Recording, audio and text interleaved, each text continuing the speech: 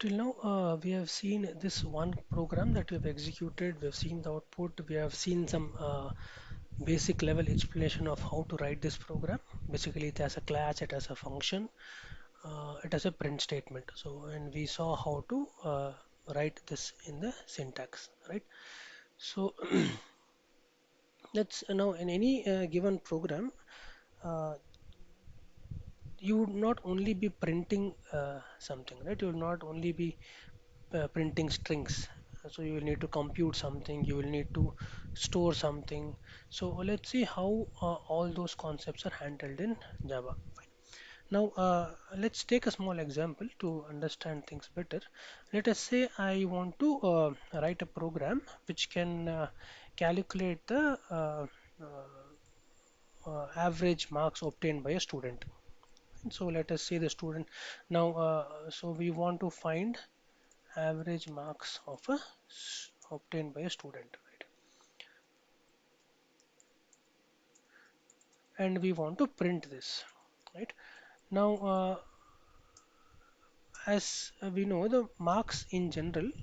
Now, if I take subjects marks, for example, if we take our own way the valuation happens in our college, your generally the CIE marks would be non-decimal values, right? You will have marks, for example, let's say subject one, I have marks of 100, well, it's 100 is 30. Subject 2, let's say marks is 42. 43. Subject 3, let's say marks is 41. I'll take four subjects, it should be enough. Subject 4, let's say marks is 48. Fine. Now, these marks you can see do not have any decimal allotted to it, right? It is directly written as 30, 43, 41, 48. Now, if I want to find the average of these four, let's say, so maybe, okay, let me open a calculator and find the average and see what comes out of it, right?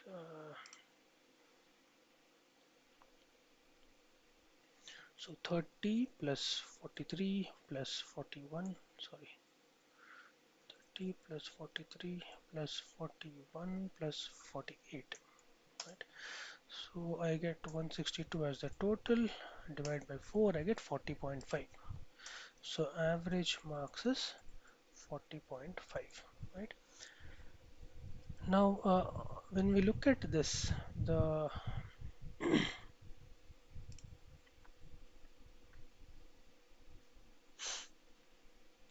marks of subject 1, subject 2, subject 3, subject 4 do not have any decimal allocation, right? It is directly given as the marks with no decimal. So such numbers in general in a program concept, we would call these numbers as integers,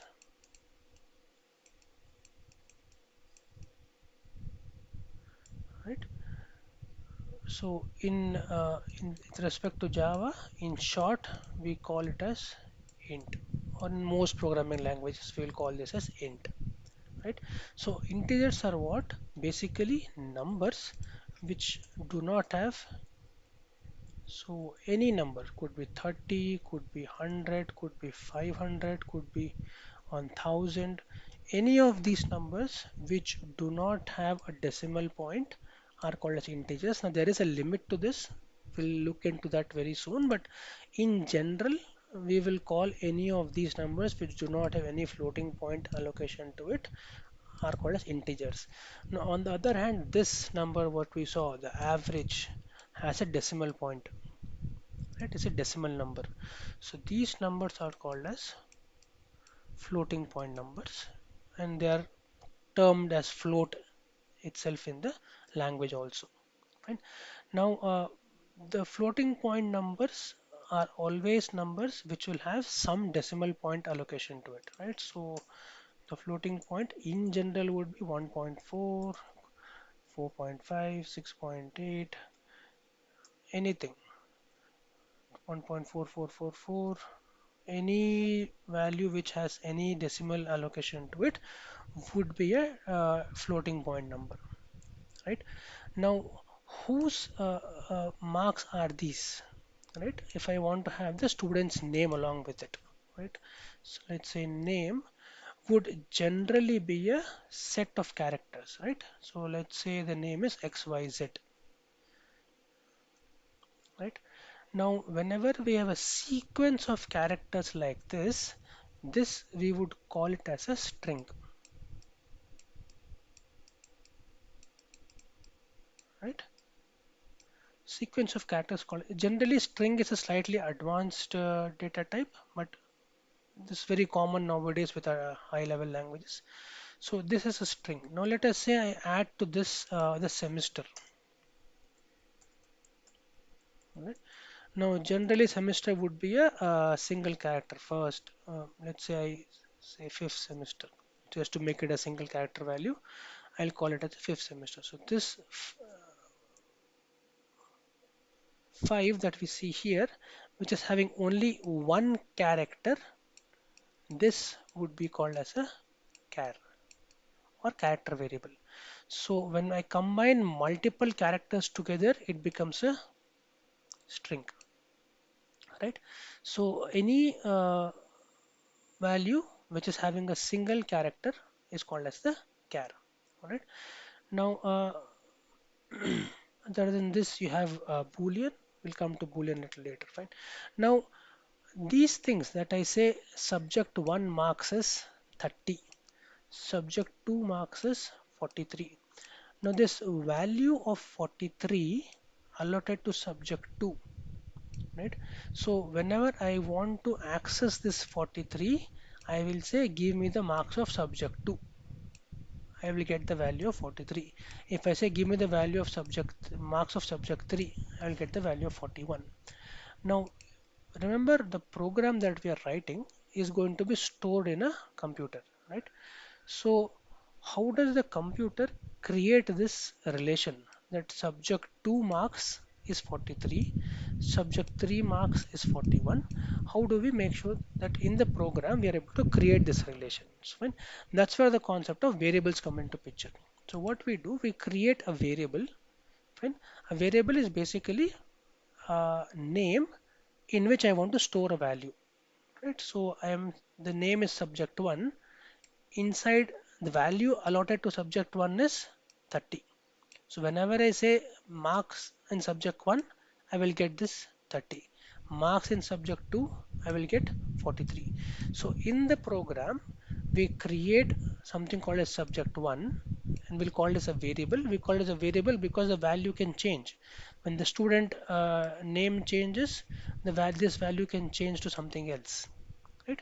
So this can hold any value, fine.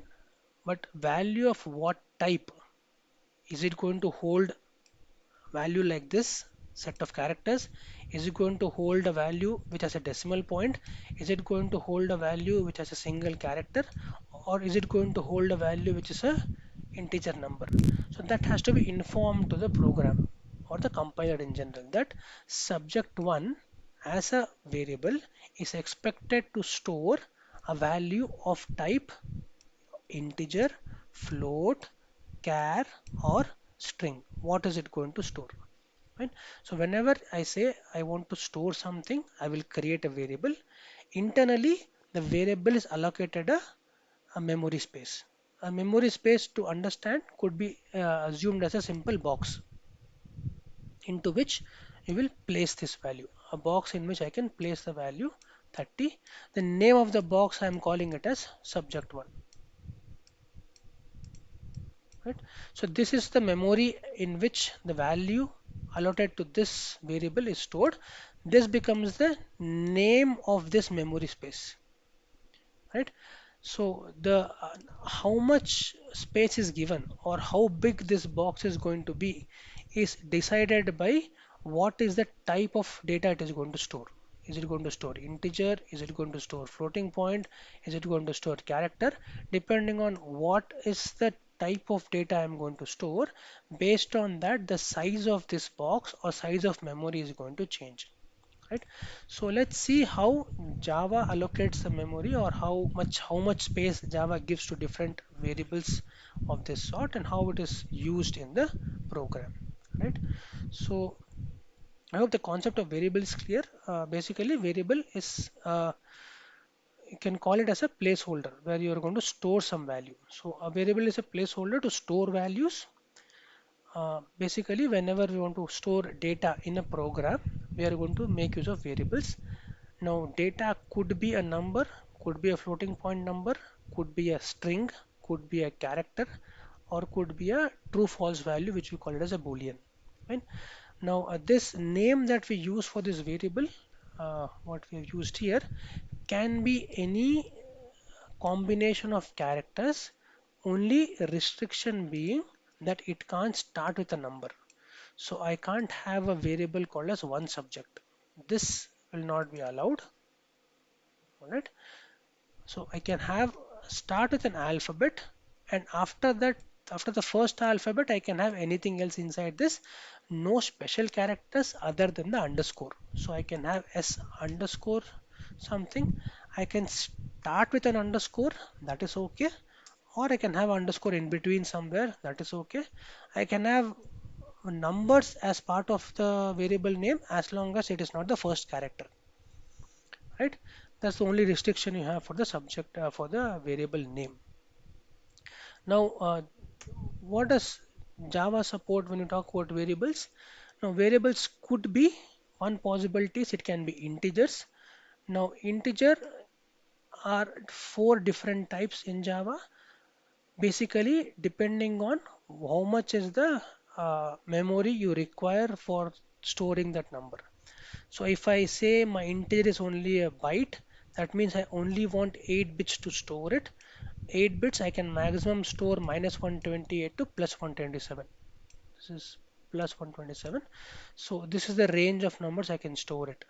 If I want to store a number bigger than this, I need more memory. So I have to go to data type called a short integer.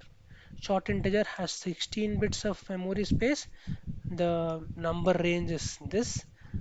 Next, I can have a 32-bit value, which is an integer, which is declared as int, which is a huge mm, very range of numbers. The next is a if you even if this number range is not enough to you, you can use a long integer, which is 64-bit, which is really big numbers. Right? Generally speaking, we would not even require long for normal programming concepts, right? There is possible to go beyond this also, but we really don't need it. So, at least in our requirement for the semester, we will not even go beyond integer because this is a big enough number for us for our practical applications, right? Right? So these are the various integers. Okay, so let's write a small code for this and see how we can use this in a program. Okay. So the first two lines are common. Public class example int. Example int is my class name. Public static void main. Let me remove this from here. So I can have a byte. X is a variable name. I can store the value 10. So I'm saying X is the name of the variable. Byte is that means I'm going to take 8 bits for this variable X. I can store, I'm assigning the value 10 to it, followed by the semicolon indicating this is the end of the statement. So Java, every program, every line or every statement that you write has to end with a semicolon, indicating this is the end of this statement or this line of code, right? So without semicolon, you will see errors coming because it does not know where the statement is ending, right? So once I have written this, I can print out the byte value. Byte value is, I can simply say, so when I want to print a variable, so last class we have seen printing was only inside double quotes, right? Whatever in double quotes is printed as it is. When you want to print a variable and the value x you want to print, if you put x inside this x is not a variable now. This x is just a string which is a part of this inside the double quote. So if you run this now, you will only see the byte value is x. That's all it will print. Right? So let it print out. Let's see the output.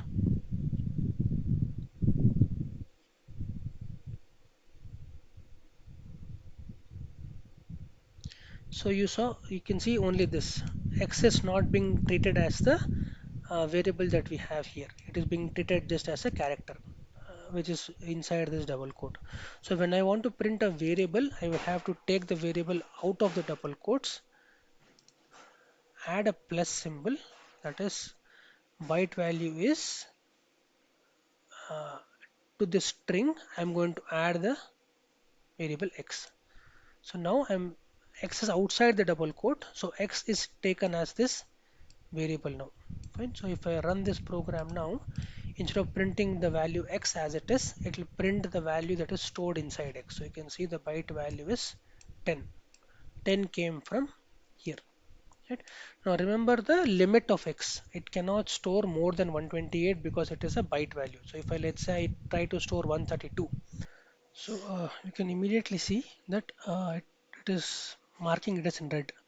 So the marking in red indicates that there's some problem in this line of code, and it will also give you a small hint as to what could be the wrong. So if you click on it, it will say either cast to byte, that is convert this to byte, because x is taking a value 132 which is not supported by byte, or you can convert x to type int. So you're saying x is supposed to be 132, so it has to be an int value, not a byte value.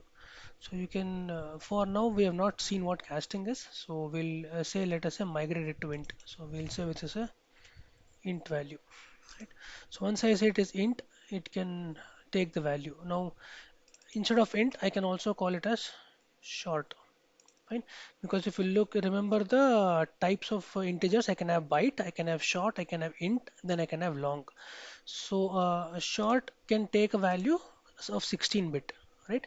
So I can give 132 for as a short integer, right? So if I say this is my value, I can simply say run it and it will print the value of 132. Fine. So now the value of short integer is 16 bit. So if I give a value too big now, it will immediately become a problem because no, this is going beyond 16 bit. So in this case, it will again prompt me saying, what can I do? I can convert it to integer. So I can, if I call it int, this is okay, right? So it can print int as the value,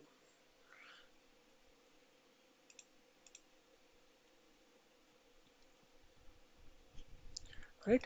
So if I take a value bigger than what integer can store, I can go to a long integer, right? So that's how we can use the various integer formats. Generally speaking, because we are not as of now memory constrained, we are running the programs on a desktop. So we generally will use all variable integer variables as integer as int. Will not bother of using byte or short because there's no constraint of memory. But if you're using in the program in a more memory constrained way, like in an embedded systems where you have very small amount of memory and each memory that you consume is precious, so then you would need to be careful of what is the amount of memory a variable is consuming. But our requirement now is not so strict on memory, so we'll generally use all variables, integer variables to be of type int only. We'll not differentiate between byte, short, int. We'll simply generally call them as ints. Alright. So, but remember that it is possible. You can have byte and short also, but predominantly we'll be using int as the data type for most of the integers that we are going to use in the programs that we write. Alright. So, and how does the variable get printed in println? Inside double quotes is the string plus the variable name, whatever you want to print out. So those are the various integer formats. So you can have, let's say, separate examples for each of them just to make sure you can recall how to use them. Byte is, let's say, 10, short is, let's say, 200, int is, let's say, 4 by 6, anything on that, right? and each of them you can print out separately. So byte value is X, short value is Y, and int value is Z. So we have created three variables. One is called X, which is of type byte. One is called Y, which is of type short. One is called Z, which is of type integer. So X can hold only value till 128. Y can hold only value till 32265, which is the upper limit of 16-bit. Z can hold only value till it's a bigger number. We saw that limit of 32, 2 power 32. Fine. So, and we're printing each of them out. Byte value is what, short value is what, int value is what. Note that we're putting ln here to indicate print in the next line. So each of these comes in a new line as the output. So if I run the example now, you should see all the three print statements printed. Byte value is 10, short value is 200, int value is 1, 2, 3, 4, 5. Right? So that integer usage is clear, fine, and how to print the values is also clear. Fine. Now let's move to the next data type. Integer. So in case we want to use decimal numbers in the program, we have to go towards floating point numbers. So there are two data types under floating point. One is called as float and another is called as double. By default, all decimal numbers when we declare in Java are treated as double. Okay, so let's take an example program under this and see how it looks. So this is my example for okay, let me just make this full screen. Yeah. So this is a floating point number is declared using the keyword float, the variable name, and followed by the number. Now, if by default any number which is having a decimal point in Java is treated as a double. So there are two types of decimal numbers, could be floating point or could be double. So by default, any number which has a decimal point is taken to be double, which is 64-bit. So if you want to use the 32-bit version, which is called as float, we have to tell the compiler specifically by appending an F at the end of the number. So 10.5F means it's a floating point number.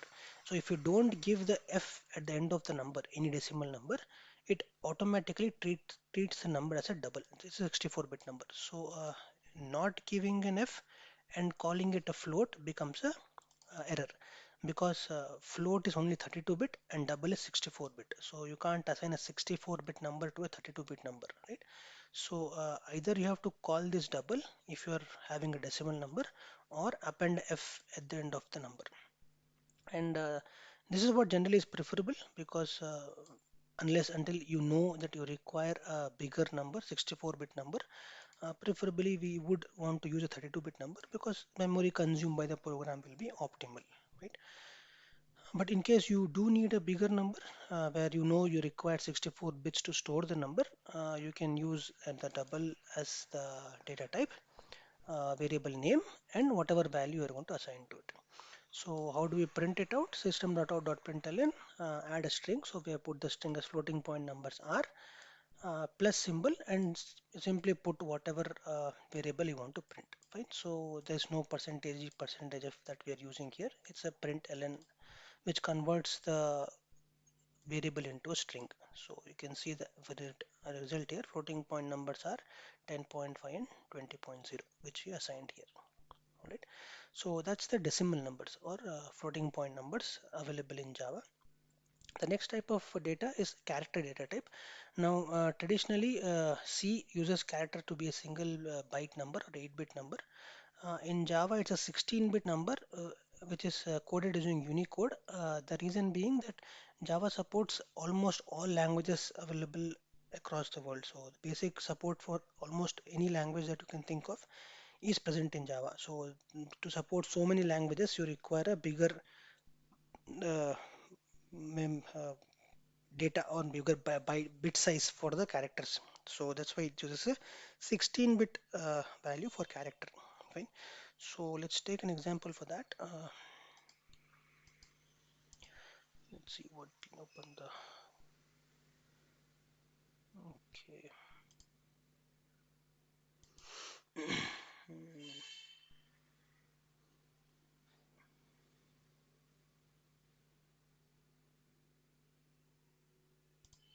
Yeah. So let's take the character example. So character is defined, data type is defined by the keyword char. The example name is equal to, uh, when you're defining a character, it has to be within single quotes. Okay, 16-bit value given within single quotes. If you put double quotes, it becomes a string. So all characters have to be in single quotes. So anything can be a character. Even a number can be a character as long as it's defined in a single quote. So I have defined X as an alphabet here, which is a character. I have defined phi as a number here as a character. But if you remove the quotations, it will not throw an error, but it will print out the ASCII equivalent for this. Now, let me just show you an example for this. Let me first print it as a character, and then let's see what happens if you forget the quotation mark. So let me just run this first. So we have given example one, character variable is X here and character variable is 5, which is the two print statements we have here. So this is the X value and this is the 5 that we printed here. So now in case I remove these single quotes, the program will still work. It is not throwing an error, it's just giving you a warning that it uh, could be a number. I mean, it's just telling you, are you sure you want to take this character? Fine. So let's say give it 50 just to make it easier to understand. Now let's see what it prints. So the compilation when it will compile it, but you can see if I assign this print statement is giving me the number 2. All right. So it basically converts this into an ASCII equivalent if you don't give the quotation marks, and then prints the ASCII equivalent number. So it will not throw an error saying you are wrong here because technically you are correct. You can do this, but then this is not the character by itself. The ASCII equivalent for this becomes a character. So, but it will warn you saying maybe you are going wrong somewhere. So it will tell you that, do you want to convert this to a number? Then you can convert this to an integer. Else you can put this into a single quotes. Now you can't put 50 into single quotes. Please remember that this will be a problem because this is not a character. 50 is a multi-bit number, so this has to be a string. A character is a single character, either any single number or a single character. It can't be multiple characters or multiple numbers. So if I put it to 50, it will immediately ask me to convert this to a string. So I have to put double quotes here to, and then it'll ask me this is not a character, the whole thing becomes wrong, right? So strings will come back to later. So it is giving you a prompt that convert this to a string. Right now we have not seen strings, so may just keep in mind that if you are using a character, it has to be single quote and any number or any character which is single digit or single character. You can't have multiple digits, multiple characters. Anything multiple within single quotes is not taken. It has to be characters only within this much, right? So that's how a character is used. So that's for the character versions. Then the fourth type of data type is Boolean. So Boolean, we know, is digital logic, either true or false. So you can have a variable equal to true or variable equal to false, traditionally used in the cases of comparison statements. We'll come to that later when we look into if conditions and all those things. So primarily it is used for when you want to compare two things, or when you want to check a condition, and at the end of it, is the condition true or condition false. So that is stored in a variable. That's because when you're checking a condition, it has to be, if it's either true or false, so it has to be stored in some variable. So we use Boolean variables for it. Fine. So uh, let me see the example for that. So if I go to example Boolean, so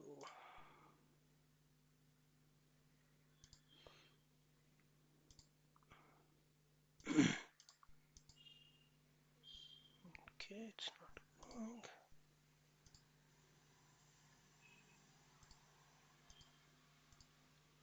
Right. So this is an example. Boolean is a data type. You have to use the full name. Example one is the variable name, and true is the value. So note that true is a predefined keyword in Java. So all in small case. So if I give it as true, that means if it's not a number, it's just a value given to a Boolean variable. Either it can give it true or false. It can't be capital T, that is not defined.